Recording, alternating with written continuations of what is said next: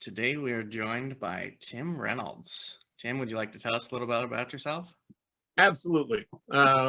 He already gave you the name. I grew up in Dayton, Ohio. Now I'm living north of Indianapolis over in Indiana, working with youth at a boarding academy, which is a great way to stay in touch and an interesting way to work with kids. I actually was introduced to Buckeye leadership by a coworker, Pam Trout, who is an alumni and has been a past committee member. And she had attended Buckeye way back when she was in high school. And we were co-workers at a nonprofit agency. And she saw that I liked doing activities and kind of making the kids think a little bit in our after-school program. She's like, I've got this place for you. And they'll teach you these classes about, you know, that Silver Bullets book that I told you about and that you've read and done a lot of stuff out of? Yes, there are people there. And so I got a chance to go to Buckeye Leadership. Fortunately, work helped sponsor that first one or two.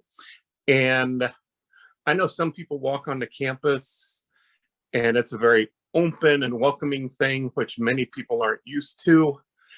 It was like I came home. If you've been to Buckeye, the courtesy crew comes out in carts, and I didn't know anybody. Pam made the wise choice in not going with me, but letting me arrive on my own. And I had people hugging me and saying, oh, good, you're new here, come over this. And yes, that can be intense, but very welcoming. It was a great experience for me. I attended in 1999, was my very first attendance. I continued straight through to 2012. Then I had a big move. We moved a ways away. And since we got back, or since 2012, there's only been about a half dozen years that I've missed the Buckeye leadership. Awesome. So coming to Buckeye for that long, do you have a favorite memory, session, or activity? It's a great place to connect, to re-energize, to learn. Probably one of my favorite memories or a session was with Bill Henderson. I was newer on committee. I'd been on committee a couple of years, wasn't sure what I could teach. And Bill let me join him in the very first drum building class. And I remember going to his house and helping him cut the slats.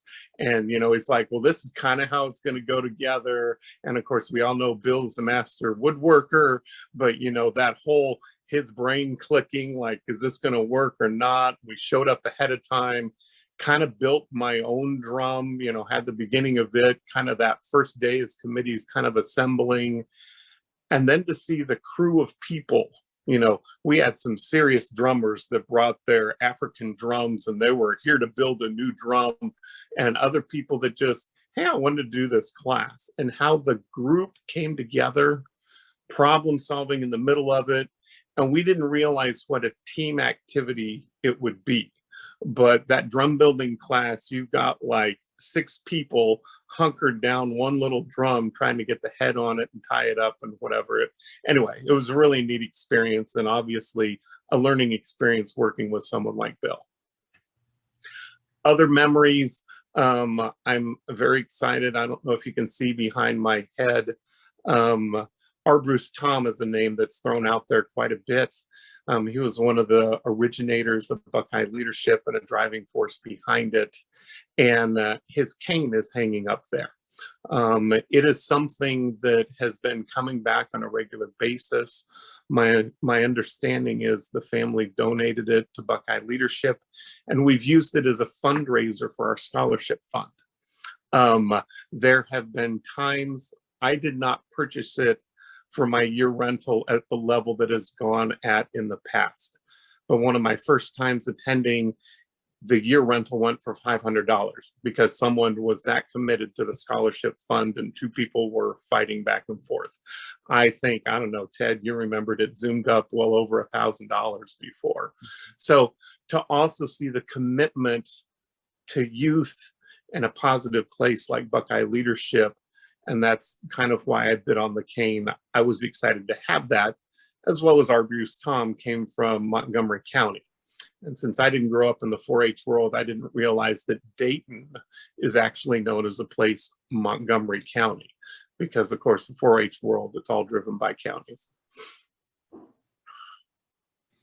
So is there something that you learned at BLW that you use in your personal life that surprises you? A little bit of what I touched on before talking about the cane, the commitment and openness of Buckeye. I've learned a lot of things. You know, I mentioned the Silver Bullets book. You know, the first 2 years I took a lot of team building stuff because my work working with youth, that made a lot of activities I could directly take back home. But the biggest impact for me that I use on a daily basis is the positivity that Buckeye has.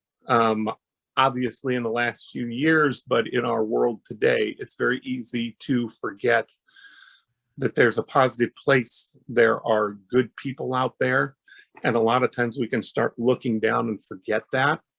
And anytime I'm down, there's other touch points that I reach for in my life. But one of them is the respect that people typically give each other at Buckeye.